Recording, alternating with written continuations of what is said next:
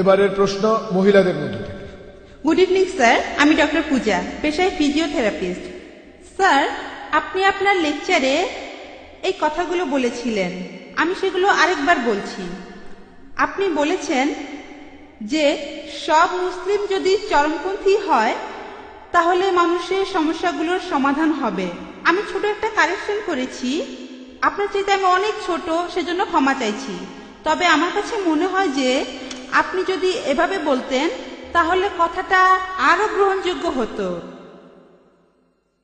যদি সব মানুষ চরমপন্থী হয় তাহলে মানুষের সমস্যাগুলোর সমাধান হবে। হতে পারে সেই মানুষ মুসলিম বা হিন্দু বা খ্রিস্টান বা অন্য ধর্মের। ডক্টর পূজা খুব সুন্দর প্রশ্ন করেছেন। আমি ভুল বলে থাকলে সেটা স্বীকার করতে কোনো আপত্তি নেই। এই প্রশ্নোত্তর পর্বটা সেজন্যই, যদি বলি 2 + 2 = 5, আপনি শুধরে দিতে পারেন যে 5 না 4।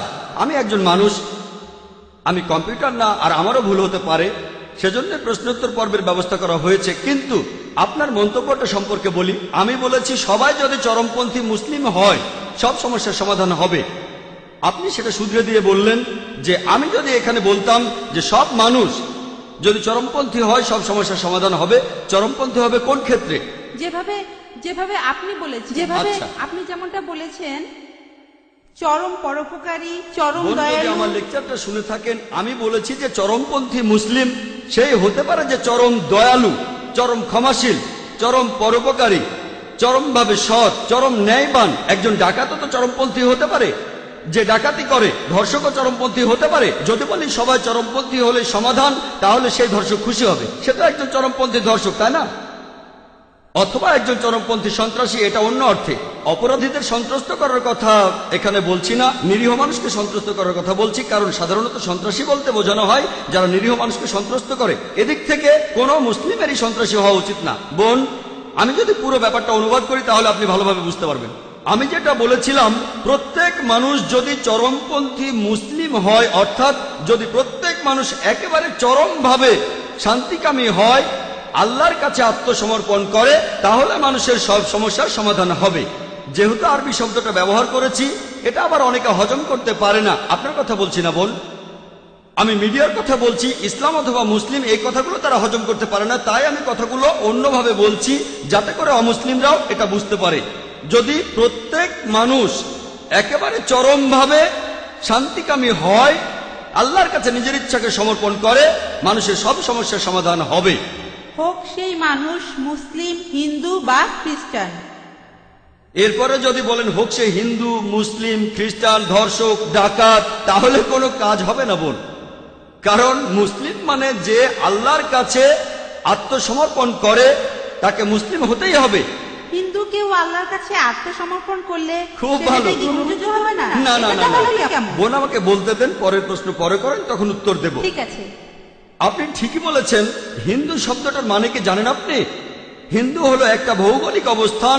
হিন্দু মানে সেই মানুষগুলো যারা থাকে ইন্ডিয়ায়। এভাবে বললে আমিও একজন হিন্দু বোন, আমিও একজন হিন্দু মুসলিম ভৌগোলিক অবস্থানের দিক থেকে।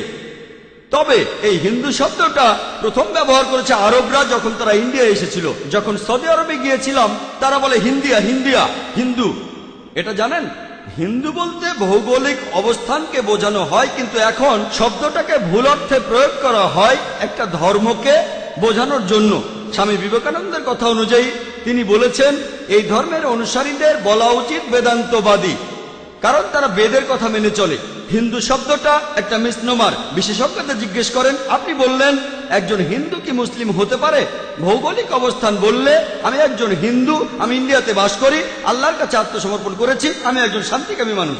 তবে প্রত্যেক মানুষ, 1 মিনিট বোন, 1 মিনিট, আমেরিকানরাও ভালো মানুষ হতে পারে, ইংরেজরাও ভালো মানুষ হতে পারে। যদি বলি পৃথিবীর সব মানুষ ইন্ডিয়ায় থাকবে, সেটা এখানে সম্ভব হচ্ছে না, তাহলে সবাই হিন্দু হতে পারছে না। বোন, আগে উত্তরটা শেষ করতে দেন। আপনি প্রশ্ন করেছেন, আমি সেটার উত্তর দিচ্ছি। আপনি প্রশ্ন করেছেন, আমি উত্তর দিচ্ছি। আপনি আরেকটা চান্স পাবেন, সমস্যা নেই বোন, অবশ্যই। তবে আগে শেষ করতে দেন।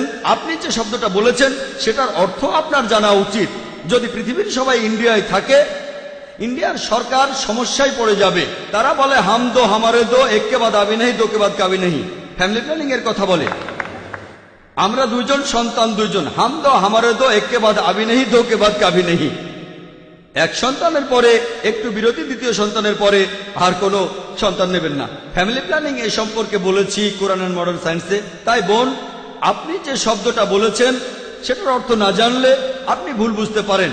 আপনি যদি একজন হিন্দু হন, ঈশ্বরের কাছে আত্মসমর্পণ করেন, এরপর যদি বেদ মেনে চলেন, আমার লেকচার যদি দেখে থাকেন ইসলাম ধর্ম আর হিন্দুইজমের মধ্যে সাদৃশ্য নিয়ে, বেদ বলছে তোমরা এক ঈশ্বরকে বিশ্বাস করবে। যদি বেদের কথা মানেন, উপনিষদে উল্লেখ আছে, ছান্দোগ্য উপনিষদ 6 নম্বর অধ্যায়ের 2 অনুচ্ছেদের 1 নম্বর পরিচ্ছেদে বলা হয়েছে যে এক কাম এবি দ্বিতীয়াম, ঈশ্বর কেবলমাত্র একজন, দ্বিতীয় কেউ নেই। বেদে উল্লেখ করা হয়েছে, যজুর্বেদের 32 নম্বর অধ্যায়ের 3 অনুচ্ছেদে আছে, নাতাস্তি প্রতিমা আস্তি, মহান সৃষ্টিকর্তার কোনো প্রতিমা নেই। প্রতিমা মানে ছবি, মূর্তি, ভাস্কর্য, ফটোগ্রাফ। বেদের কথা অনুযায়ী মহান সৃষ্টিকর্তার কোনো ছবি নেই, কোনো ফটোগ্রাফ নেই, কোনো ভাস্কর্য নেই, কোনো মূর্তি নেই। যদি এমন হিন্দু হয়ে থাকেন, বেদে উল্লেখ আছে যে আরেকজন অবতার পৃথিবীতে আসবেন, সর্বশেষ রাসূল, তার নাম হবে মুহাম্মদ সাল্লাল্লাহু আলাইহি সাল্লাম। এই কথা বলা হয়েছে কল্কি অবতারে 2 নম্বর অধ্যায়ের 5 অনুচ্ছেদে, 7 অনুচ্ছেদে, 9 অনুচ্ছেদে, 11 অনুচ্ছেদে, 15 অনুচ্ছেদে, যে এই কল্কি অবতার জন্মগ্রহণ করবে শান্তি নামের একটি শহরে, অর্থাৎ মক্কা। তার বাবার নাম হবে বিষ্ণু ইয়াস, অর্থাৎ সৃষ্টিকর্তার ভৃত্য, আরবিতে আব্দুল্লাহ। আর নবীজির বাবার নামও ছিল আব্দুল্লাহ। তার মায়ের নাম হবে সুমতি, অর্থাৎ শান্তিপ্রিয়, প্রশান্ত। আরবিতে বললে হবে আমিনা। আর আমাদের নবীজির মায়ের নামও ছিল আমিনা। সে জন্মাবে মাধব মাসের 12 দিনে। নবীজি 12 রবিউল আউয়ালে জন্মেছিলেন। তার 4 জন সঙ্গী থাকবে, ইনারা হলেন খোলাফায়ে রাশিদিন। আমি এভাবে আরো বলে যেতে পারি। আমি এখানে সংক্ষেপে হিন্দুইজম আর ইসলামের সাদৃশ্যগুলো বললাম। আমি আপনাকে যেটা বলবো, আসলে এটা মেনে নেই। অন্তত একটা বই ঈশ্বর পাঠিয়েছেন। হিন্দুরা বলবে যে বেদ হচ্ছে ঈশ্বরের বাণী, খ্রিস্টানরা বলবে বাইবেল ঈশ্বরের বাণী, মুসলিমরা বলবে কোরআন ঈশ্বরের বাণী। ধর্মগ্রন্থগুলোতে যে কথাগুলো এক, আসুন সেই সাদৃশ্যগুলো দেখি। তাআলা ইলা কালিমাতিন সাওয়াইন বাইনানা ওয়া বাইনাকুম, এসো সেই কথা যাহা তোমাদের ও আমাদের মধ্যে এক। এখন যেখানে সাদৃশ্য নেই সেটা নিয়ে এখন লড়াই করব না, পরে কোনো একদিন করব। হ্যাঁ, আসুন আগে আমরা এটা মানি যে সবগুলো ধর্মগ্রন্থ, সবগুলো প্রধান ধর্মগ্রন্থ, হোক সেটা বাইবেল, হোক সেটা বেদ, হোক সেটা কোরআন, হোক পার্সি ধর্মগ্রন্থ, হোক শিখ ধর্মগ্রন্থ, সবাই বলছে ঈশ্বর কেবলমাত্র একজনই। বেশিরভাগ প্রধান ধর্মই একথা বলেছে যে শেষ একজন নবী আসবেন। বাইবেলে উল্লেখ করা হয়েছে ডিউটেরোনমি 18 অধ্যায়ের 18 অনুচ্ছেদ, বুক অব ডিউটেরোনমি 18 অধ্যায়ের 19 অনুচ্ছেদ, বুক অব আইজায়া 29 অধ্যায়ের 12 অনুচ্ছেদে, সং অব সলোমন 5 অধ্যায়ের 16 অনুচ্ছেদে। এরপর নিউ টেস্টামেন্টে গসপেল অব জন 14 অধ্যায়ের 16 অনুচ্ছেদে, গসপেল অব জন 15 অধ্যায়ের 26 অনুচ্ছেদে, গসপেল অব জন 16 অধ্যায়ের 7 অনুচ্ছেদে, গসপেল অব জনে 16 অধ্যায়ের 12 থেকে 14 অনুচ্ছেদে বলা আছে যে যীশু খ্রিস্ট বলেছেন, তোমাদের আমি অনেক কথাই বলবো, কিন্তু তোমরা সবকিছু বুঝতে পারবে না। কারণ যখন সত্যের বার্তাবাহক আসবে, সে তোমাদের সত্যের পথে পরিচালিত করবে। সে তার নিজের কথা বলবে না, যা শুনবে তাই বলবে। তাহলে বিভিন্ন প্রধান ধর্মগ্রন্থ থেকে যেটা জানতে পারি, আমরা বিশ্বাস করবো এক ঈশ্বরে, তার কোনো ছবি নেই, তার কোনো প্রতিমা নেই। আমরা বিশ্বাস করবো সর্বশেষ আর চূড়ান্ত নবীকে। আসুন এগুলো মেনে নেই, আমরা অমিলগুলো নিয়ে কথা বলবো না। আসুন আমরা সেটা মানি যেটা এক, হিন্দু ধর্মগ্রন্থে, পার্সি ধর্মগ্রন্থে, খ্রিস্টান ধর্মগ্রন্থে। আপনি বললেন হিন্দু মুসলিম, আমি পার্সি ধর্মের কথা বলছি, আমি ইসলামের কথা বলছি। যেগুলো এক সেগুলো আমরা মেনে নেই। আর ইনশাআল্লাহ পৃথিবীর সমস্ত মানুষ যারা ঈশ্বরে বিশ্বাস করে, তারা যদি এটা মানে যে ঈশ্বর একজন, তার কোনো প্রতিমূর্তি নেই, আর যদি বিশ্বাস করে যে আল্লাহ প্রেরিত সর্বশেষ চূড়ান্ত নবী মুহাম্মদ সাল্লাল্লাহু আলাইহি সাল্লাম, তাহলে আপনারা দেখতে পাবেন যে পৃথিবীর সমস্ত মানুষই হবে চরমভাবে শান্তিকামী মানুষ, আল্লাহর কাছে নিজের ইচ্ছাকে সমর্পণ করবে। তাহলে মানুষের সব সমস্যার সমাধান হবে। আশা করি উত্তরটা পেয়েছেন। হ্যাঁ, ধন্যবাদ স্যার। এবারে পুরুষদের মধ্য থেকে প্রশ্ন করবেন একজন অমুসলিম ভাই। হ্যাঁ, গুড ইভিনিং ডক্টর। আমার নাম জয় জাজিদিয়া। আমি এবছর ইঞ্জিনিয়ারিং পাশ করেছি। আর প্রথমেই বলি, আমি এই প্রথমবারের মতো আপনার লেকচার শুনতে এসেছি। আর বিভিন্ন ধর্মগ্রন্থের উপর আপনার দখল সত্যিই প্রশংসনীয়। আপনি যথেষ্ট আত্মবিশ্বাসী। আর অনেক মুসলিম আছেন, তারা আপনার কথা মানে। এখন আপনার কাছে আমার প্রশ্নটা কিছুটা রাজনৈতিক। আপনার কাছে আমার প্রশ্নটা হলো, আপনি কি মুসলিম ভাই বোনদের এই উপদেশ দেবেন যে তারা মহাত্মা গান্ধীর নীতিগুলো অনুসরণ করবে? যেমন ধরেন অহিংস আন্দোলন আর সত্যাগ্রহ, এইসব আন্দোলনের মাধ্যমেই আমরা ব্রিটিশদের কাছ থেকে স্বাধীনতা পেয়েছি। আমি সবগুলো ধর্মগ্রন্থকেই শ্রদ্ধা করি, যেমন কোরআন, গীতা, বাইবেল। তবে আমার মনে হয় আমার প্রথম পরিচয়টা হলো আমি একজন ইন্ডিয়ান। তাহলে মুসলিম ভাই বোনদের উপদেশ দেবেন মহাত্মা গান্ধীর নীতিগুলো অনুসরণ করতে, যেমন অহিংস আন্দোলন, সত্যগ্রহ অথবা মহাত্মা গান্ধীর অন্য যে কোনো নীতি? ভাই, আপনি প্রশ্ন করলেন যে আমি কি মুসলিম ভাই বোনদের মহাত্মা গান্ধীর নীতি অনুসরণ করতে বলবো, তারপর বললেন যে মহাত্মা গান্ধীর যে কোনো নীতি, যেমন অহিংসা নীতি আর সত্যগ্রহ। সরি, আমি পরিষ্কার করে বলি, মহাত্মা গান্ধীর যে কোনো নীতি।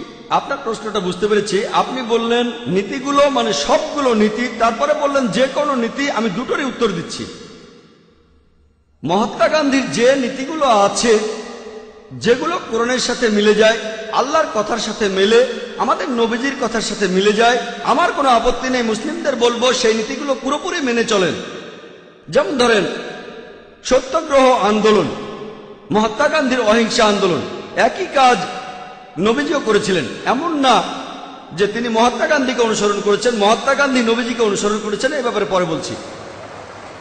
আমাদের নবীজির নবুয়ত লাভের পরবর্তী সময়টা যদি দেখেন, তখন আনুমানিক 13টা বছর তিনি মক্কায় ছিলেন। তিনি অনুসারীদের বললেন খুনোখুনি নয়। অনেক অমুসলিম ইসলাম গ্রহণ করেছিল যারা ছিল দুর্ধর্ষ যোদ্ধা। তিনি বললেন তোমাদের জিহাদ হলো সবর। সবর মানে ধৈর্য ধরা। অনেক মুসলিমকে হত্যা করা হয়েছিল। মক্কার পৌত্তলিকরা দুর্বল মুসলিমদের টার্গেট করত, তাদের অত্যাচার করত, তাদের মেরে ফেলত। যাদের শক্তি ছিল তারা খেপে গেল। তারা বলল যে আমাদের ভাইকে খুন করেছে, আমরা এখন প্রতিশোধ নেব। নবীজি বললেন তোমাদের জিহাদ হলো সবর।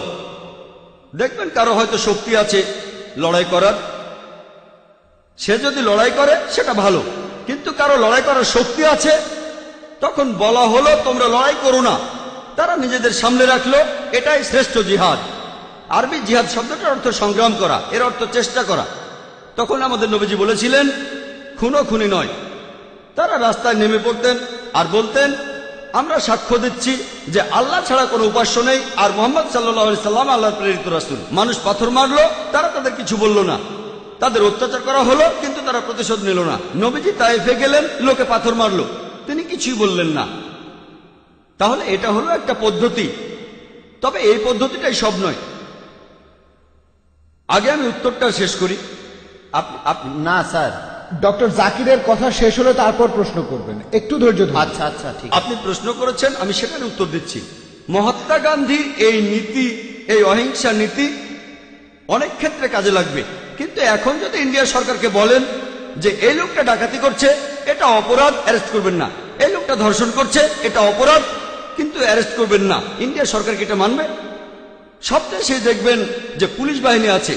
এই পুলিশ সে দেশের শান্তি আর নিরাপত্তা নিশ্চিত করতে মাঝে মধ্যে তারা বল প্রয়োগ করে অপরাধীদের বিরুদ্ধে, যাতে শান্তি বজায় থাকে। আপনি ইন্ডিয়ার সরকার বা বোম্বের পুলিশ কমিশনারকে বলতে পারবেন না যে দেখেন মহাত্মা গান্ধী অহিংসার কথা বলেছেন, তাই যে ডাকাতি করছে তাকে করতে দিন। তাকে শুধু বলেন ডাকাতি করবেন না। ধরেন কেউ আপনার বোনকে ধর্ষণ করছে, শুধু বলেন ধর্ষণ করবেন না, এটা হচ্ছে অহিংসা নীতি। এই নীতিতে সব কাজ হয় না।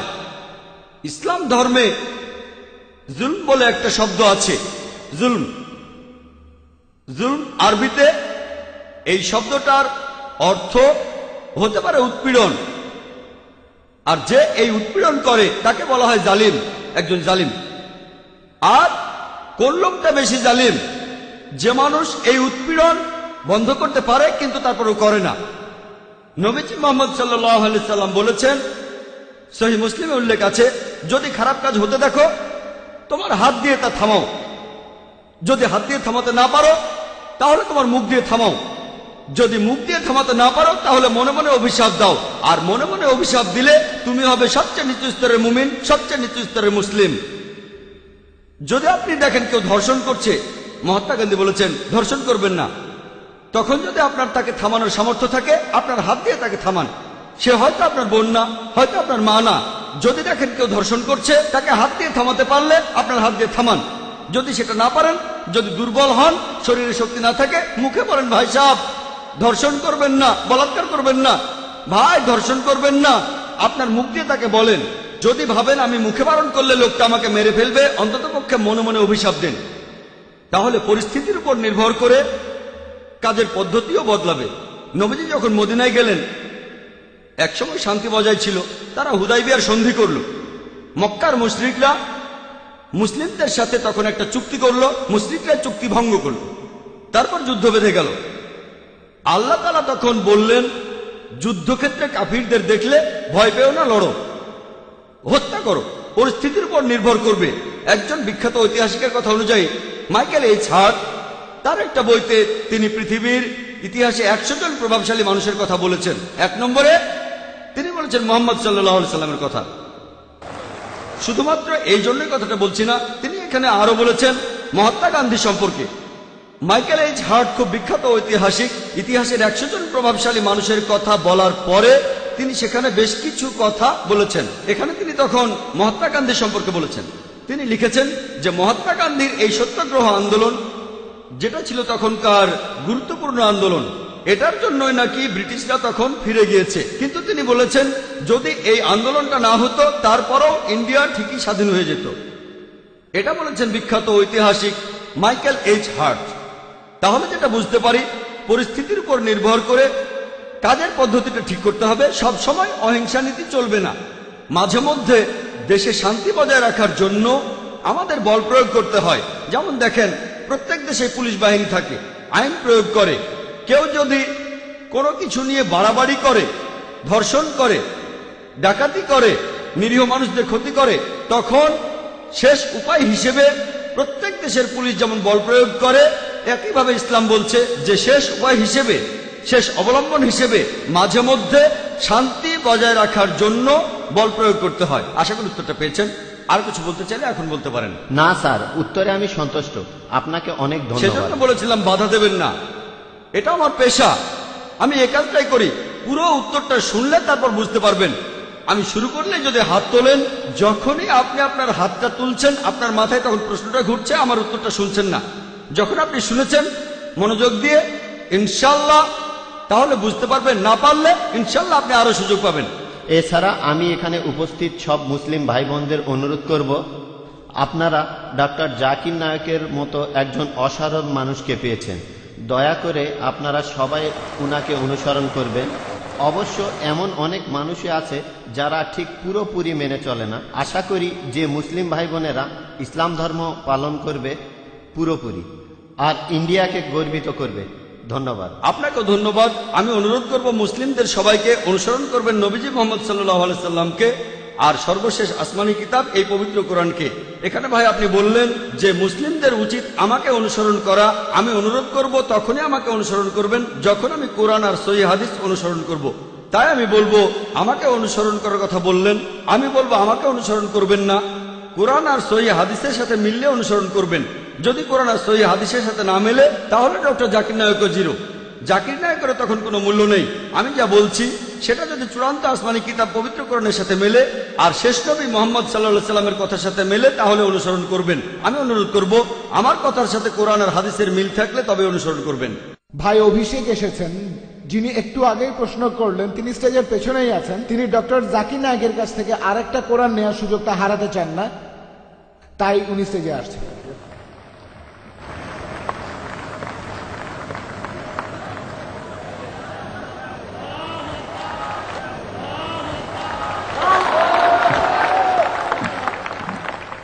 উনি স্টেজের পেছনে এসে ভলান্টিয়ারদের কাছে প্রথমে বলেছিলেন, আর শুনে আমরা বললাম আলহামদুলিল্লাহ, ঠিক আছে। হ্যাঁ ভাই, প্রশ্ন করেন। জাকির ভাই, আপনার কাছে আমার একটা প্রশ্ন আছে। এখানে যেসব মুসলিম ভাই ও বোনেরা আছেন তাদের অনুভূতিতে আঘাত লাগলে আমি ক্ষমা চাচ্ছি। আমার নাম মহেশ মেহতা, আর আমি ব্যবসা করি। আপনাদের পবিত্র কোরআন এটা আল্লাহর পাঠানো আসমানি কিতাব নয়। কেন? কারণ হলো আগে যে তাওরাত, ইনজিল, জাবুর এসেছে, তাওরাত মুসার উপর নাজিল হয়েছিল, জাবুর দাউদের উপর নাজিল হয়েছিল, আর যিশুর উপর নাজিল হয়েছিল ইনজিল। এই কিতাবগুলো বিকৃত হয়ে গেছে। 3টা কিতাবই আপনারা মুসলিমরা বলেন বইগুলো বিকৃত হয়ে গেছে। আর এছাড়াও আপনারা দেখবেন কোরআনে আহলে কিতাব বলে সম্বোধন করা হয়েছে ইহুদি ধর্মের অনুসারীদের আর খ্রিস্টানদেরকে। তাহলে যে বইটা মানে পবিত্র কোরআন আল্লাহ লিখেছেন, সেখানে তিনি বলবেন শ্রীকৃষ্ণের মতো, যেমন ভগবত গীতায় এটা করো আর এটা করো না, তাই এই কিতাবটা একজন মানুষই লিখেছে। এখানে 25 জন নবীর নাম আছে, সেগুলো বাইবেলেও আছে সবগুলো। এই নবীদের নামগুলোই কোরআনে আছে। তাই আমার মনে হয় যে আল্লাহ তো অনেক বড়, তিনি পুরো বিশ্ব ব্রহ্মাণ্ড বানিয়েছেন। তিনি কখনো এভাবে বলবেন না যে এরা ইহুদি বা এরা খ্রিস্টান, কারণ ইহুদি বা খ্রিস্টানরা তো তারই সৃষ্টি। আমার মনে হয় এই পবিত্র কোরআন কোনো মানুষই লিখেছে। এছাড়াও আমি আরেকটা প্রশ্ন করতে চাই। 1 মিনিট ভাই। হ্যাঁ, উনি আগে উত্তর দিক, তারপর আচ্ছা। আপনি আবার প্রশ্ন করুন। আচ্ছা। ভাই আপনি প্রশ্ন করলেন, আর সত্যি বলতে আমি মহেশ ভাইকে চিনি সেই 1991 সাল থেকে। হ্যাঁ, তিনি আইআরএফ থেকে মুসলিমদের চাইতেও বেশি ভিডিও ক্যাসেট নিয়েছেন। তাই আইআরএফ এ ভিডিও ক্যাসেট আর লিটারেচারের লিস্টে তার নামই সবার আগে আছে। মহেশ ভাই প্রশ্ন করলেন যে আগের আসমানি কিতাবগুলো কোরআন যেমন বলছে তাওরাত, জাবুর, ইনজিল দেয়া হয়েছিল মুসাকে, দাউদকে আর যীশু খ্রিস্টকে, মুসলিমরা বলে এগুলো বিকৃত হয়ে গেছে। তাহলে পবিত্র কোরআনে যখন ইহুদিদের কথা বলা হয়েছে যে হে কিতাবীগণ, ইহুদি আর খ্রিস্টানরা যখন তাদের এভাবে সম্বোধন করা হচ্ছে, তাহলে কোরআনও কি কোনো মানুষ লিখেছে? ঠিক। আপনার প্রশ্নটা হলো ইহুদি আর খ্রিস্টানদের সম্পর্কে বলা হয়েছে কেন? আপনি যদি আমার আগের লেকচারটা শুনে থাকেন, is the Quran God's word, আপনি কি সেখানে ছিলেন? না, আমি সেখানে ছিলাম না। সেখানে আমি সব বিস্তারিতভাবে বলেছি, এখন আর সেগুলো রিপিট করব না। সেখানে বলেছি মানুষ কিভাবে অভিযোগ করে যে নবীজি নিজে এটা লিখেছেন, তিনি লিখেছেন, আর কেন লিখেছেন, ক্ষমতা বা অন্য কিছু ইত্যাদি। লেকচারটা ছিল 2 ঘন্টার, সেগুলো রিপিট করব না। তবে আপনার মূল প্রশ্নতে আসি। কোরআন বলছে যে হে কিতাবীগণ, তার মানে এর মানে দাঁড়াচ্ছে এই কোরআন লিখেছে একজন মানুষ। ভাই কোরআন পড়লে দেখবেন, আর আপনি ঠিকই বলেছেন, কোরআনে 25 জন নবীর নাম বলা হয়েছে। আর এখানে যতজন নবী রাসূলের নাম বলা হয়েছে তারা সবাই ইহুদি। দেখবেন যে এই নামগুলো বাইবেলে বলা হয়েছে। কোরআনের প্রায় 1/3 ইহুদিদের সম্পর্কে বলা হয়েছে। কেন? এটা উদাহরণ যে আল্লাহ তাআলা সুবিধা দিয়েছিলেন ইসরায়েলের মানুষদের, হে বনি ইসরাইল, আমি একসময় তোমাদের অনুগ্রহ করেছিলাম, কিন্তু তোমরা তখন এই কাজগুলো করেছো। পবিত্র কোরআনে এই উদাহরণগুলো দিয়েছেন আল্লাহ তাআলা, যে তারা নবী ছিলেন যারা আগে এসেছিলেন এই মানুষদের কাছে। কিছু মানুষ নবীকে প্রত্যাখ্যান করেছিল, কিছু মানুষ গ্রহণ করেছিল। এখানে উদাহরণ দিতে গিয়ে বলা হয়েছে, কুল ইয়া আহলাল কিতাব, বলো হে কিতাবীগণ, তাআলা ইলা কালিমাতিন সাওয়াইন বাইনানা ওয়া বাইনাকুম, এসো সেই কথায় যাহা আমাদের ও তোমাদের মধ্যে এক। তাহলে কোরআন এখানে মুসলিমদের বলছে যে তোমরা কিতাবীদের সাথে এ বিষয়ে কথা বলবে। কিতাবীগণ মানে যারা আসমানি কিতাব পেয়েছে। এখানে পবিত্র কোরআন পরিষ্কার করে বলেছে, যখন কোরআনে আহলে কিতাব বলা হচ্ছে, ইহুদি আর নাসারাদের কথা বলা হচ্ছে, ইহুদি আর খ্রিস্টানদের, তাহলে আল্লাহ বলছেন মুসলিমদের কিতাবীদের সঙ্গে কথা বলতে। আল্লাহ আরো বলেছেন ইয়া আহলাল কিতাব, হে কিতাবীগণ। তার মানে কোরআন এখানে শুধু মুসলিমদের বলছে না, শুধু আরবদের বলছে না, কোরআন এখানে কিতাবীদেরও বলছে। সেজন্যই আমি বলেছি যে এই সর্বশেষ আর চূড়ান্ত আসমানি কিতাব পবিত্র কোরআন, এটা শুধু মুসলিম বা আরবদের জন্য নাজিল হয়নি, নাজিল হয়েছে পুরো মানুষ জাতির জন্য। যদি এটা কোনো মানুষ লিখত, যদি কোরআন কোনো মানুষ লিখত, আপনি যেটা বললেন, তাহলে আল্লাহ কখনোই বলতেন না যে যাও ইহুদি আর খ্রিস্টানদের বলো তাদের ধর্মগ্রন্থে এটা আছে। আর সেই সময়ে অনেক মানুষ এটা জানতো না যে অতীতে ইহুদি আর খ্রিস্টানদের কি হয়েছিল। যখন তারা চেক করলো, দেখা গেল সত্যি। এরপর কোরআনে অনেক ভবিষ্যৎবাণীও করা হয়েছে যে পৃথিবীতে ভবিষ্যতে কি ঘটবে। তাহলে এই সমস্ত কথা এগুলো কোনো মানুষ লিখতে পারে না। বিস্তারিত জানার জন্য আমার ভিডিও ক্যাসেট দেখেন, is the Quran God's word. আশা করি উত্তরটা পেয়েছেন। আরেকটা কথা বলবো, আমি 55টারও বেশি দেশে ভ্রমণ করেছি। আপনাদের কোরআন আর হাদিস মূর্তি পূজাকে নিষিদ্ধ করেছে।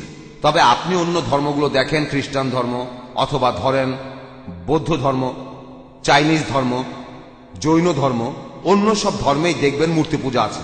আপনারা মুসলিমরা পৃথিবীর সংখ্যার মাত্র 15 থেকে 20% হবেন সব মিলিয়ে, এটা শতকরা হিসাবে। তাহলে অন্যরা কি ভুল করছে? খ্রিস্টান ধর্মটা দেখেন, 1 মিনিট, যে কোনো অ্যাংলিকান চার্চ অথবা Russian orthodox, Greek orthodox, Catholic বা প্রোটেস্ট্যান্ট, চীনে দেখেন অনেক বড় মূর্তি ঈশ্বরের। তাহলে এরা সবাই ভুল? খুবই সুন্দর প্রশ্ন করলেন।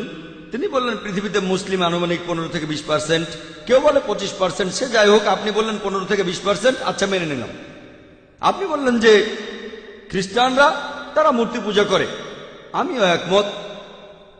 আপনি বললেন যে বৌদ্ধরা বিশাল মূর্তি বানায়, তারা কি সবাই ভুল?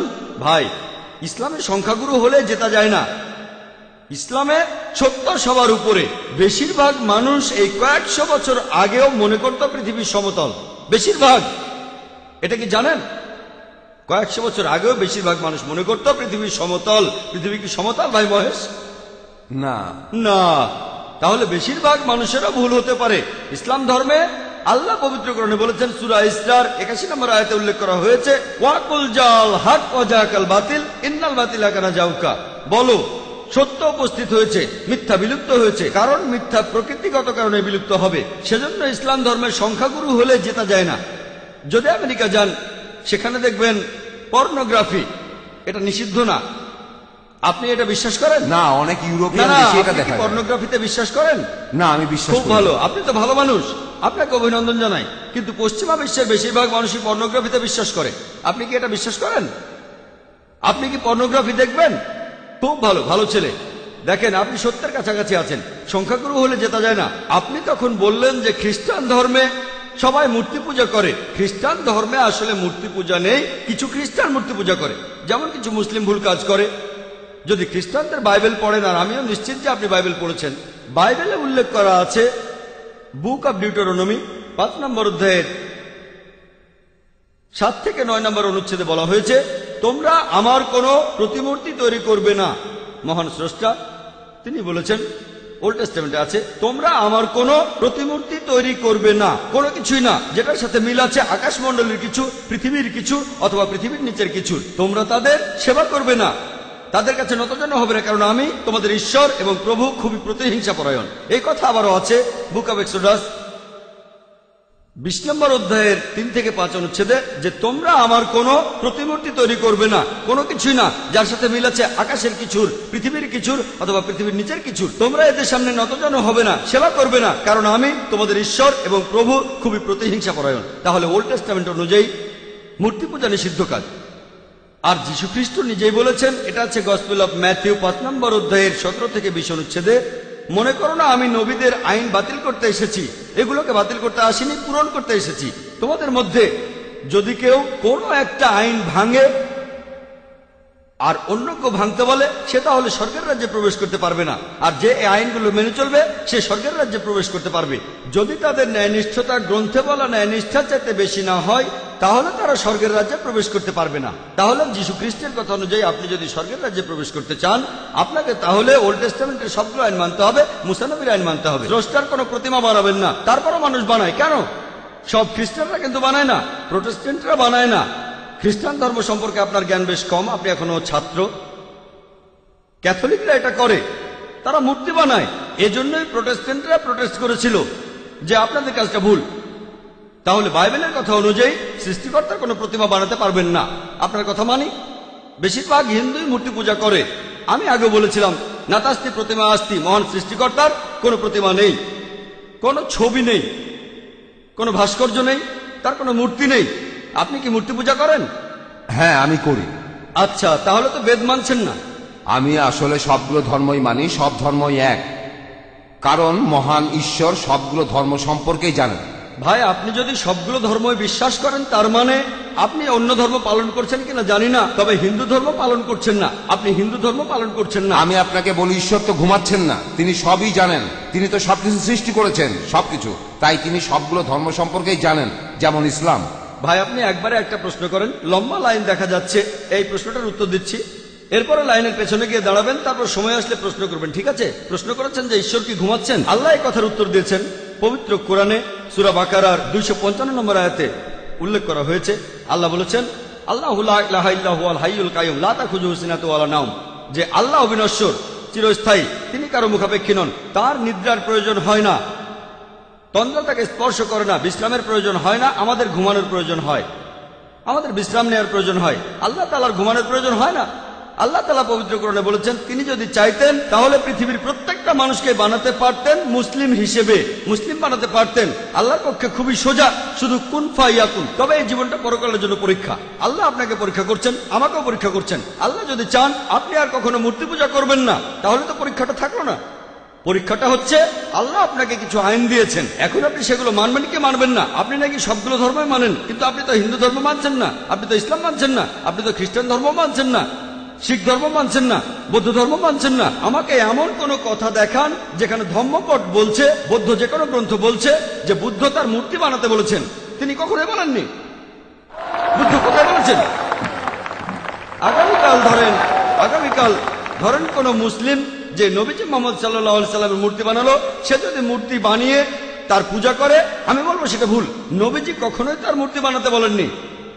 এখন কিছু মানুষ যদি কোনো ভুল কাজ করে থাকে, হোক তারা সংখ্যালঘু বা সংখ্যাগুরু, সেটা তখন সত্যি হয়ে যায় না। গৌতম বুদ্ধ কখনোই তার মূর্তি বানাতে বলেননি।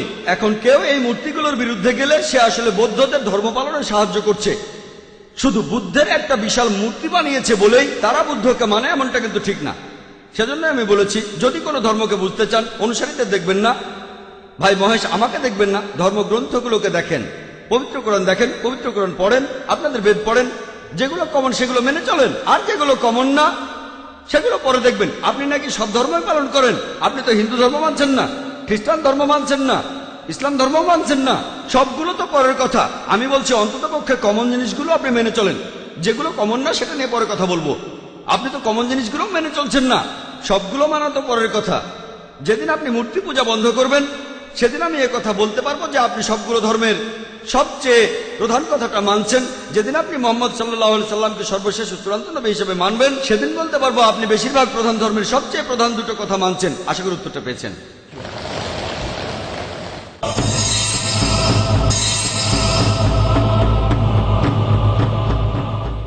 হ্যাঁ বোন, এবারে পরের প্রশ্ন। আসসালামু আলাইকুম, আমি ভাগ্যশ্রী সাওয়ান্ত, আমি অমুসলিম। এখানে সবার সামনে আমি ইসলাম গ্রহণ করতে চাই, কারণ আমি চাই কিয়ামতের দিন আপনারাও আমার পক্ষে সাক্ষ্য দেবেন। আশহাদু আন্না ইল্লাল্লাহ, আশহাদু আন্না মুহাম্মাদু রাসূলুল্লাহ। মাশাআল্লাহ বোন, উনি ডক্টর জাকিরের সাথে কথাগুলো আরেকবার বললে ভালো। এখন আমি বলছি, আর আমার সাথে সাথে আপনিও বলুন।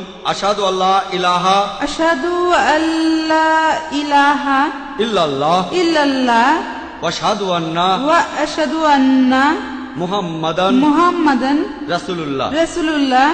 আমি সাক্ষ্য দিচ্ছি যে আল্লাহ ছাড়া কোনো উপাস্য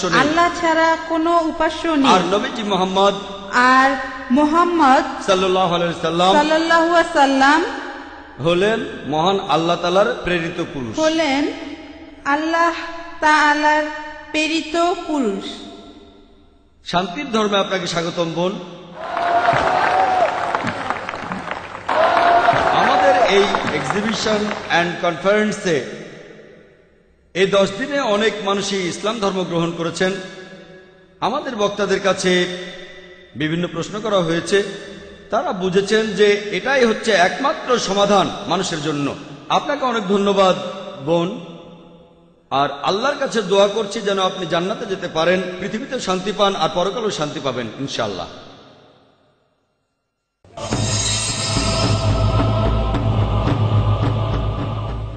প্রশ্নটা আমার অমুসলিম বান্ধবীর, সে তার পরিচয় দিতে অনিচ্ছুক। ঠিক আছে, আপনার বান্ধবীর হয়ে আপনি প্রশ্নটা করতে পারেন। আমার বান্ধবী এমবিএ এর ছাত্রী, তার প্রশ্ন হলো আল্লাহকে কেন আল্লাহ বলে ডাকা হয়, অন্য কোনো নামে ডাকা হয় না কেন? বোন, আপনি প্রশ্ন করলেন যে আল্লাহকে কেন আল্লাহ বলে ডাকা হয়, অন্য নামে কেন ডাকা হয় না। এর উত্তর আছে পবিত্র কোরআনের সূরা ইসরায় 110 নম্বর আয়াতে উল্লেখ করা হয়েছে। পবিত্র কোরআনে বলা হয়েছে, কুলিতুল্লাহ আবিদুর রহমান আয়ামাত আদু ফালাল আসমাউল হুসনা। তোমরা তাকে ডাকো আল্লাহ বলে অথবা রহমান বলে ডাকো, তোমরা তাকে যে নামে ডাকো না কেন, সকল সুন্দর নামগুলি তো তাহারই। আপনি মহান স্রষ্টা আল্লাহ সুবহানাহু ওয়া তাআলাকে ডাকতে পারেন যে কোনো নামে, তবে সেটা হতে হবে সঠিক নাম, সেটা হবে বিশুদ্ধ নাম, এমন নাম হবে যেটা তিনি নিজেই দিয়েছেন। পবিত্র কোরআন এবং সহিহ হাদিসে আল্লাহর নাম উল্লেখ আছে 99টা। আর রহমান, আর রাহিম, আল কারিম, আল হাকিম, পরম দয়ালু, পরম করুণাময়, পরম জ্ঞানী, সব মিলিয়ে 99টা। আর সবার উপরে সেটা আল্লাহ। আর এই কথাটা যে সুন্দর নামগুলো আল্লাহর, এটা সূরা ইসরার 110 নম্বর আয়াতে উল্লেখ আছে। এছাড়াও সূরা তাহার 8 নম্বর আয়াতে উল্লেখ করা হয়েছে, সূরা আরাফের 180 নম্বর আয়াতে আছে, সূরা হাশরের 24 নম্বর আয়াতে আছে। এখানে আল্লাহ বলেছেন যে সুন্দর নামগুলি সেগুলো আল্লাহর, আর সবচেয়ে শ্রেষ্ঠ নাম আল্লাহ। এখন আমরা মুসলিমরা আল্লাহ তাআলাকে কেন আরবিতে আল্লাহ বলে ডাকি, কেন ইংরেজিতে গড বলে ডাকি না? আসলে এর কারণটা হচ্ছে অন্য সব নামগুলো আর শব্দ সেগুলোকে আমরা বিকৃত করতে পারি। যেমন ধরেন ইংরেজিতে গড শব্দটা যদি গডের পরে একটা এস লাগাই, এটা হবে গডস, ঈশ্বরের বহুবচন। আল্লাহর কোনো বহুবচন হয় না। কুল হুয়াল্লাহু আহাদ, বলো তিনি আল্লাহ এক অদ্বিতীয়। যদি গডের পরে DESS যোগ করেন, এটা হবে গডেস, মহিলা ঈশ্বর। ইসলামে পুরুষ আল্লাহ বা মহিলা আল্লাহ বলে কিছু নেই। আল্লাহ সুবহানাহু ওয়া তাআলার কোনো লিঙ্গ নেই। যদি গডের পরে ফাদার যোগ করেন, সেটা হবে গড ফাদার, সে আমার গড ফাদার, সে আমার অভিভাবক। ইসলাম ধর্মে আল্লাহ আব্বা বা আল্লাহ ফাদার বলে কিছু নেই। যদি গডের পরে মাদার যোগ করেন, সেটা হবে গড মাদার। ইসলাম ধর্মে আল্লাহ মাদার বা আল্লাহ আম্মি বলে কিছু নেই। যদি গডের আগে তিন শব্দটা জুড়ে দেন, সেটা হবে তিন গড, অর্থাৎ নকল ঈশ্বর। তিন আল্লাহ বলে কিছু নেই ইসলামে। আর এই জন্যই আমরা মুসলিমরা আমরা আল্লাহ তাআলাকে ডাকি আরবি শব্দ আল্লাহ বলেই। আর এই কারণে এই আল্লাহ শব্দটা বেশিরভাগ প্রধান ধর্মগ্রন্থগুলোতেই দেখতে পাবেন। যদি শিখ ধর্মগ্রন্থ পড়েন, সেখানে মহান সৃষ্টিকর্তার একটা বৈশিষ্ট্য বলা হয়েছে আল্লাহ। যদি খ্রিস্টানদের বাইবেল পড়েন, গসপেল অব মার্ক 15 অধ্যায় 34 অনুচ্ছেদে আছে, গসপেল অব ম্যাথিউ 27 অধ্যায়ের 46 অনুচ্ছেদে আছে, বলা আছে যে যীশু খ্রিস্টকে যখন ক্রুশবিদ্ধ করা হলো, তিনি বলেছিলেন আল্লাহ আল্লাহ লামা সাবাক্তানি, ঈশ্বর ঈশ্বর কেন তুমি আমাকে ত্যাগ করলে? এই আল্লাহ আল্লাহ লামা সাবাক্তানি শুনে কি মনে হয় ঈশ্বর ঈশ্বর কেন তুমি আমাকে ত্যাগ করলে? না। তবে এটার যদি আরবি করেন, এটা হবে আল্লাহ আল্লাহ লামা তারাক্তানি, একই রকম। এই হিব্রু আর আরবি ভাষা দুটো একই রকম। আর আপনারা ধর্মীয় ডিকশনারিতে দেখবেন, সেখানে বলা হয়েছে আল্লাহ বা আল্লাহ একই কথা, আল্লাহ ALAH একই। তাহলে আল্লাহ শব্দটা বাইবেলেও আছে, হিন্দু ধর্মগ্রন্থেও আছে, বেদে উল্লেখ করা আছে। একটা আলাদা উপনিষদ আছে যার নাম আল্লাহ উপনিষদ। তাহলে এই আল্লাহ শব্দটা, এই শব্দটা উল্লেখ করা হয়েছে বিভিন্ন প্রধান ধর্মগ্রন্থে। এটাই হলো স্রষ্টার সবচাইতে সঠিক ও শুদ্ধ নাম। আশা করি উত্তরটা পেয়েছেন। কোনো অমুসলিম ভাই কি প্রশ্ন করবেন? হ্যাঁ ভাই। স্যার, আমার নাম গিল রয়, বোম্বেতে থাকি, আমি ব্যবসা করি। আমাকে সুযোগ দেওয়ার জন্য ধন্যবাদ। প্রশ্ন করার জন্য অনুষ্ঠানটা বেশ উপভোগ করেছি, এই প্রথম এসেছি। আমার প্রশ্নটা ধর্মান্তরিত হওয়া প্রসঙ্গে, ইসলামে আসা অথবা বের হয়ে যাওয়া। এখন অনেক মুসলিম দেশেই ইসলাম থেকে কেউ অন্য ধর্ম গ্রহণ করতে পারে না। কিছু দেশে জবরদস্তি করা হয় বা মৃত্যুদণ্ড দেয়া হয়। তবে ভুল হলে শুধরে দেবেন, আমি ঠিক জানি না। তবে যে দেশে অমুসলিমের সংখ্যা বেশি, সেখানে অন্য ধর্ম থেকে ইসলামে আসতে বাধা দেয়া হয় না। এখন ইসলাম ধর্মে সঠিক নিয়মটা কি? কারণ আপনার লেকচারেই বললেন ইসলাম ধর্মে কোনো জবরদস্তি নেই, আর পৃথিবীর লক্ষ লক্ষ মানুষ ইসলাম ধর্ম গ্রহণ করছে।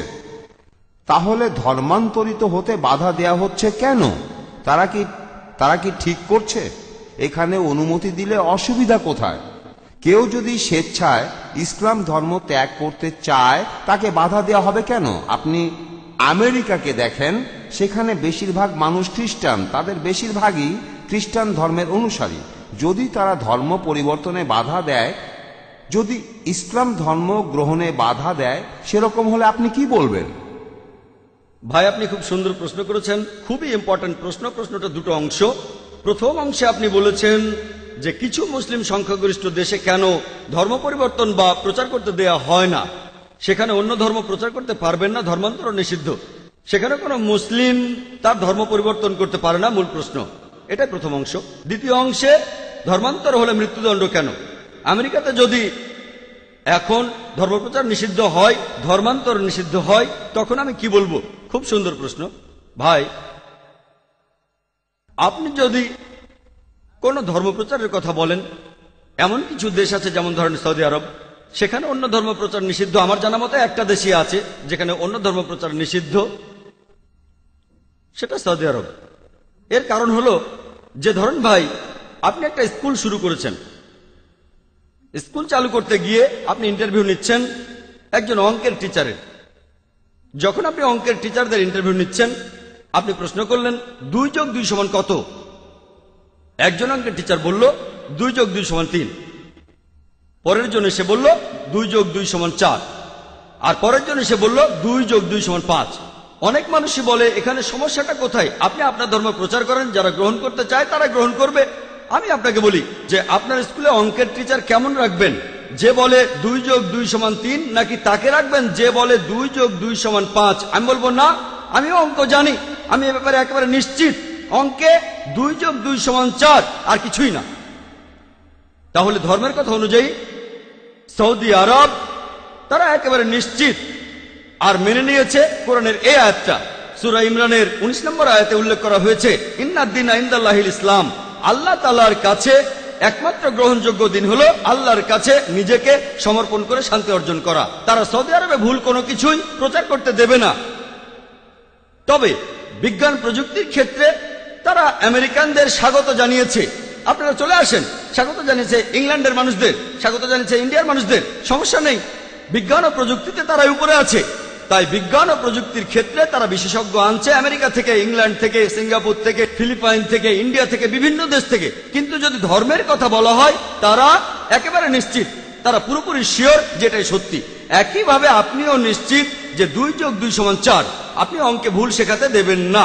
একইভাবে সৌদি আরবে এমন, আমি বিভিন্ন ধর্মের উপর একজন ছাত্র, পবিত্র কোরআন বাদে এই পৃথিবীতে আর একটা ধর্মগ্রন্থ পাবেন না যেটা বলছে যে এটাই হলো সত্যিকারের ধর্ম। আপনি হিন্দু ধর্মগ্রন্থগুলো পড়ে দেখেন, আপনি খ্রিস্টানদের পবিত্র বাইবেল পড়ে দেখেন, বাইবেলের কথা বলা হয়নি যে খ্রিস্টান ধর্ম সঠিক। খ্রিস্টানদের বাইবেলে খ্রিস্টান শব্দটাই কোথাও নেই, এটা কি জানেন? পবিত্র বাইবেলে খ্রিস্টান বলে কোনো শব্দ পাবেন না। এরপর হিন্দু শব্দটা আপনি বেদে পাবেন না, এটা কি জানেন? বেদের কোথাও এই কথা বলা হয়নি যে এটাই হলো একমাত্র সঠিক ধর্ম। বাইবেলের কোথাও এই কথা বলা হয়নি যে এটাই হলো একমাত্র সঠিক ধর্ম। কোরআন হলো এই পৃথিবীর বুকে একমাত্র ধর্মগ্রন্থ যেখানে মহান স্রষ্টা আল্লাহ তাআলা বলেছেন, ইন্নাদ-দীনা ইনদাল্লাহিল ইসলাম, আল্লাহ তাআলার কাছে একমাত্র গ্রহণযোগ্য দিন হলো ইসলাম। তাহলে যদি ধর্ম প্রচারের কথা বলি, অন্য কোন ধর্ম প্রচারের কথা বলি, এটুকু বলতে পারি যে এ ব্যাপারে তারা নিশ্চিত, তারা সেখানে অন্য কাউকে অন্য কোন ধর্ম প্রচার করতে দেবে না। এই ইন্ডিয়া একটা ধর্মনিরপেক্ষ দেশ, এটা কোনো হিন্দু রাষ্ট্র না। এদেশের সংবিধান সেটাই বলছে, এখানে গণতান্ত্রিক শাসন ব্যবস্থা চালু আছে। আমি একজন ইন্ডিয়ান, ভৌগোলিকভাবে আমি হিন্দু কারণ আমি ইন্ডিয়ান, তবে ইসলাম ধর্ম পালন করি, ইসলাম ধর্ম আমি মানি। এটা আমার জন্মগত অধিকার যে আমার ধর্ম প্রচার, প্রসার এবং পালন করতে পারবো। ইন্ডিয়ার সংবিধান সেটাই বলছে। আগে তাহলে সংবিধানটা বদলাতে হবে।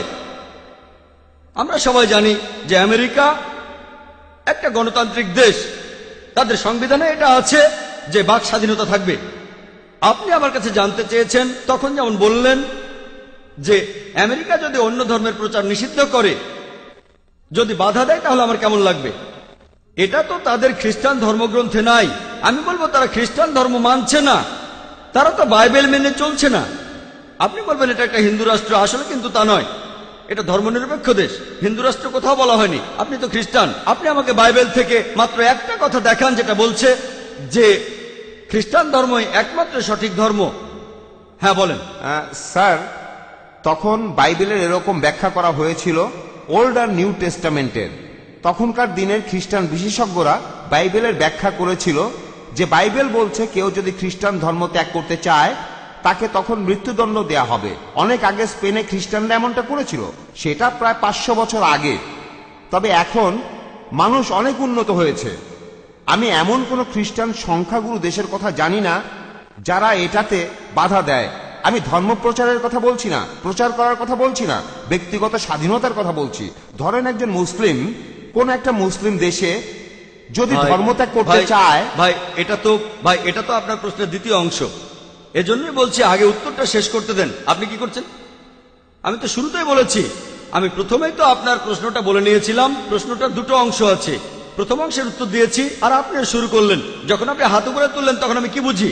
আপনি আমার উত্তরটা তো মনোযোগ দিচ্ছেন না। ঠিক, আমরা আপনাকে প্রশ্ন করার সুযোগ দিয়েছি, আমাকে উত্তর দেবার সুযোগটা দেন। ঠিক আছে, আচ্ছা। আমি তো বলেছিলাম আপনার প্রশ্নের দুটো অংশ আছে, আর আমার উত্তর শেষ করার আগে আমি যদি কথা বলে যাই অন্য সবাই বুঝবে, আপনি বুঝবেন না। আমি তো চাই আপনিও সেটা বোঝেন। আমি তো চাই আপনি যেন শান্তির ধর্ম গ্রহণ করেন। ঠিক আছে ভাই, এবারে প্রশ্নের দ্বিতীয় অংশে আসি।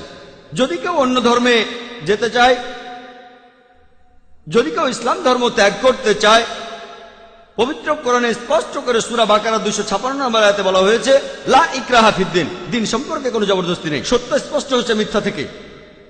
তাহলে কোনো মানুষ যদি ইসলাম থেকে অন্য কোনো ধর্মে যেতে চায়, ভালো, কিয়ামতের দিন সে ক্ষতিগ্রস্তদের দলে থাকবে।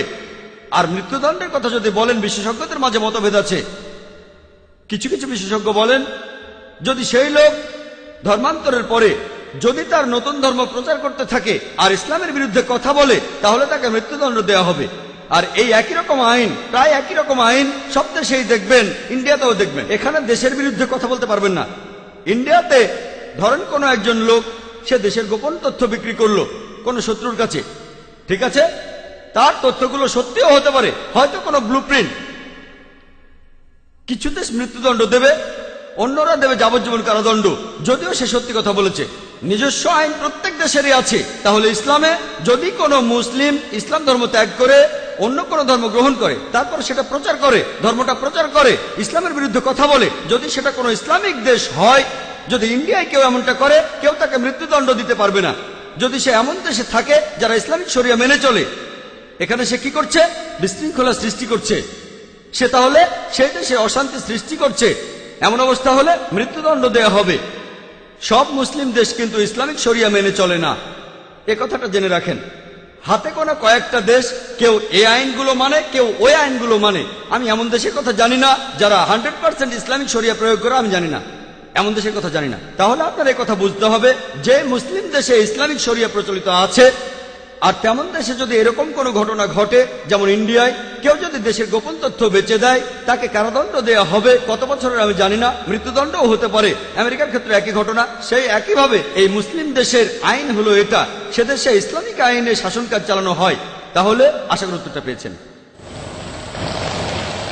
ধন্যবাদ। এবারের প্রশ্ন মহিলাদের মধ্য থেকে। আসসালামু আলাইকুম জাকির ভাই, আমার নাম নীলম শেঠি। আমার জন্ম হিন্দু পরিবারে। আমি একদিন আজাদ ময়দানে হিন্দুইজম ও ইসলামের সাদৃশ্য নিয়ে আপনার লেকচারটা শুনেছিলাম। সেদিন থেকেই আমি ইসলাম পছন্দ করি। আজকে সবার সামনে আমি ইসলাম ধর্ম গ্রহণ করছি। লা ইলাহা ইল্লাল্লাহু মুহাম্মাদুর রাসূলুল্লাহ। আমিন। মাশাআল্লাহ বোন, আপনাকে অভিনন্দন। ইসলাম গ্রহণ করার জন্য আপনাকে অভিনন্দন বোন। তিনি বললেন যে কয়েক বছর আগে বোম্বের আজাদ ময়দানে তিনি প্রথম আমার লেকচার শুনেছিলেন। টপিক ছিল হিন্দুইজম এবং ইসলামের মধ্যে সাদৃশ্য। আর সেই দিন থেকেই তিনি ইসলাম পছন্দ করেন, আর আজকে তিনি সবার সামনে ইসলাম গ্রহণ করলেন। আপনাকে এই শান্তির ধর্মে স্বাগত জানাই। আল্লাহর কাছে দোয়া করছি তিনি যেন আপনাকে রহমত দান করেন, আর ইনশাআল্লাহ আপনি জান্নাতে যাবেন, ইহকাল এবং পরকালও শান্তি পাবেন। ধন্যবাদ।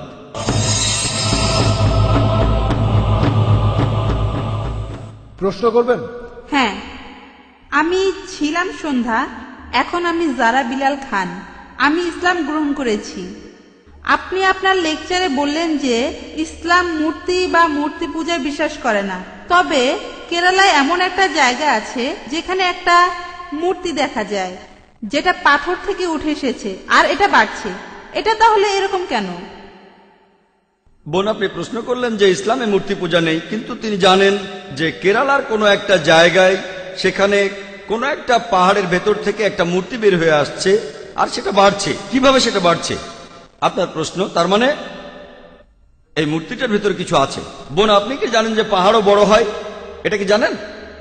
হ্যাঁ, যদি এটা জানেন তাহলে মূর্তিও তো বেড়ে উঠতে পারে।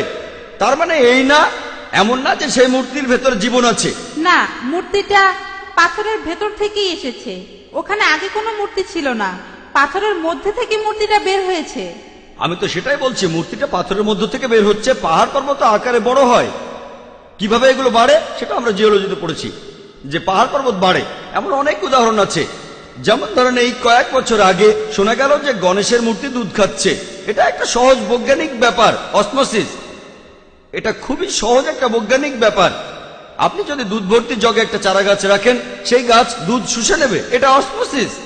তার মানে এই না যে সেই মূর্তি দুধ খাচ্ছে। তখন অনেক টিভি চ্যানেলে এটা দেখানো হয়েছিল। এখানে আপনাকে বুঝতে হবে যে এগুলো হলো সব জড় বস্তু।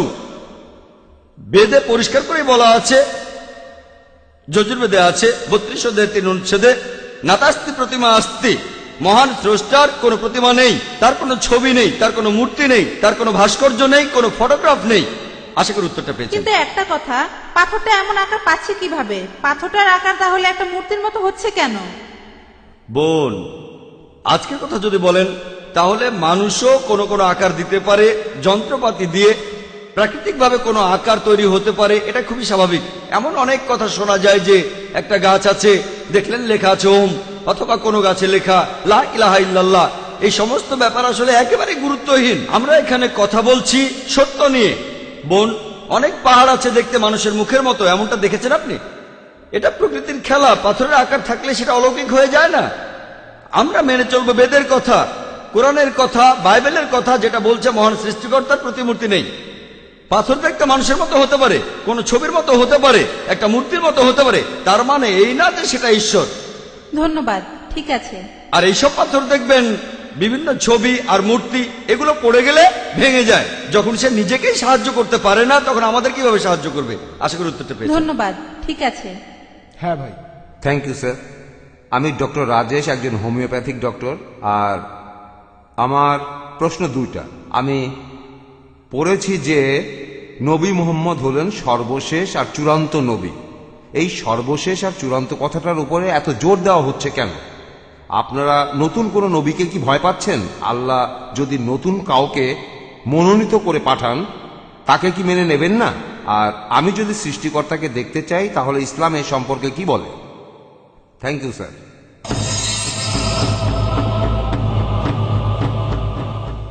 ভাই দুটো প্রশ্ন করেছেন। প্রথম প্রশ্ন, এটার উপরে এত জোর দিচ্ছি কেন যে তিনি শেষ নবী। আল্লাহ আরেকজন নবী পাঠাতে চাইলে কি পারতেন না? আর শেষ প্রশ্ন, যদি আমি আল্লাহকে দেখতে চাই তাহলে কি করব? আপনার এই প্রশ্নে পরে আসছি। প্রথম অংশটা যে জোর দিচ্ছি কেন যে মোহাম্মদ সাল্লাল্লাহু আলাইহি সাল্লাম শেষ নবী, শুধু আমি জোর দিচ্ছি না, বেদও জোর দিচ্ছে, পুরাণও জোর দিচ্ছে, বাইবেলও জোর দিচ্ছে, আর কোরআন অন্যান্য ধর্মগ্রন্থ জোর দিচ্ছে। আল্লাহ পবিত্র কোরআনে বলেছেন, সূরা আহজাবের 40 নম্বর আয়াতে উল্লেখ করা হয়েছে, মাকানা মুহাম্মাদান আবা আহাদিন মিন যালিকুম ওয়ালাকি রাসূলুল্লাহ ওয়া খাতামুন নবী ওয়া কানা আল্লাহু বিকুল্লি শাইইন আলিমা। যে মুহাম্মদ সাল্লাল্লাহু আলাইহি সাল্লাম তোমাদের মধ্যে কোনো পুরুষের পিতা নন, বরং তিনি হলেন আল্লাহ তাআলার প্রেরিত রাসূল, তিনি নবুয়তের শেষ সিলমোহর, আর নিশ্চয়ই আল্লাহ সকল বিষয় জানেন। এখন আল্লাহ নিজে এই কথা বলেছেন। আল্লাহ নতুন কাউকে পাঠাতে চাইলে অবশ্যই পাঠাতে পারতেন, তবে আল্লাহ কখনো মিথ্যে কথা বলেন না। আল্লাহ কখনো মিথ্যে বলেন না। পবিত্র কোরআনে এই কথা উল্লেখ করা আছে। সূরা আহজাবের 40 নম্বর আয়াতে বলা হয়েছে তিনি হলেন শেষ নবী। তাই আল্লাহ জানেন, যদি আল্লাহ নতুন কাউকে পাঠাতে চাইতেন তাহলে মুহাম্মদ সাল্লাল্লাহু আলাইহি সাল্লামকে শেষ নবী উল্লেখ করতেন না। যেহেতু মুহাম্মদকে শেষ নবী বলা হয়েছে, আমি বিশ্বাস করেছি। আর আল্লাহ তাআলা তো ভবিষ্যৎও জানেন, আপনি আমি ভবিষ্যৎ জানি না, আল্লাহ ভবিষ্যৎ জানেন। তিনি বলেছেন মুহাম্মদই শেষ নবী, সেজন্য আমি সেটা বিশ্বাস করি। এখন আমাদের যেটা যখন প্রয়োজন, আল্লাহ তাআলা ঠিক সেটাই দিয়েছেন আমাদের। কিছু মানুষ বলে আল্লাহ নবীকে কেন সৃষ্টির প্রথম দিনেই পাঠালেন না? আমার ছেলে কয়েকদিন আগে বলছিল, আমাকে প্রথমে কেন মেডিকেল কলেজে ভর্তি করলেন না? বললাম আগে তো স্কুলে যেতে হবে, ক্লাস 1, ক্লাস 2, ক্লাস 3, কলেজ, তারপর মেডিকেল, ঠিক আছে? তাই মানুষের সভ্যতার বিভিন্ন পর্যায়ে আল্লাহ বিভিন্ন রাসূল পাঠিয়েছেন। আমরা 4টা কিতাবের নাম জানি, এছাড়াও অনেক আছে, তাওরাত, জাবুর, ইনজিল, এগুলোর নাম জানি। এরপর আল্লাহ তাআলা ঠিক করলেন যে 1400 বছর আগে মানুষ পবিত্র কোরআন বোঝার পর্যায়ে চলে এসেছে। তখন তিনি পাঠালেন তার সর্বশেষ ও চূড়ান্ত রাসূল মুহাম্মদ সাল্লাল্লাহু আলাইহি সাল্লামকে। সর্বশেষ আর চূড়ান্ত কিতাব হলো কোরআন। এখন আল্লাহ চাইলে অবশ্যই নতুন কাউকে পাঠাতে পারেন, তবে যেহেতু তিনি বলেছেন আর কাউকে পাঠাবেন না, তাই পাঠাবেন না। এই দিন তিনি সম্পূর্ণ করেছেন। আগের ধর্মগ্রন্থগুলো সম্পূর্ণ অবস্থায় ছিল না।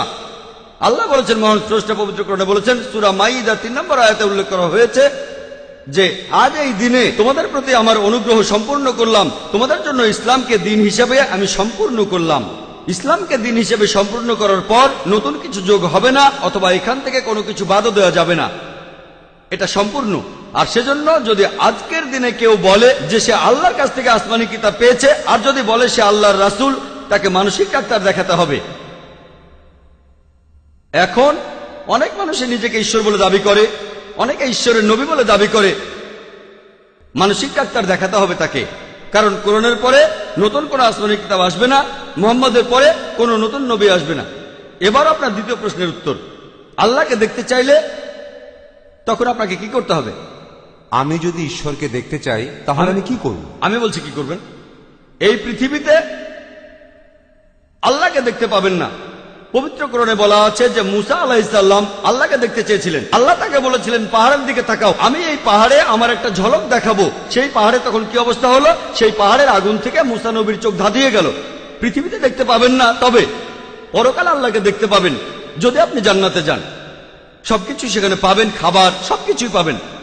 লোকজন, হাদিসে উল্লেখ করা আছে, তারা তখন আল্লাহকে দেখার জন্য অনুনয় বিনয় করবে। যদি আপনি আল্লাহ তাআলাকে দেখতে চান, তাহলে আল্লাহর এই চূড়ান্ত আসমানি কিতাব পড়তে হবে, এই পবিত্র কোরআন। কোরআনের কথাগুলো মেনে চলবেন। সর্বশেষ আর চূড়ান্ত নবী মুহাম্মদ সাল্লাল্লাহু আলাইহি সাল্লামের কথাগুলো মেনে চলবেন।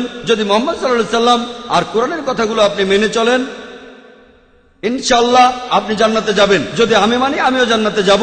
আর ইনশাআল্লাহ আমরা আল্লাহর আইন মেনে চললে জান্নাতে যাব। আর ইনশাআল্লাহ আমরা সেখানে আল্লাহকে দেখতে পাবো। আশা করি উত্তরটা পেয়েছেন। ধন্যবাদ।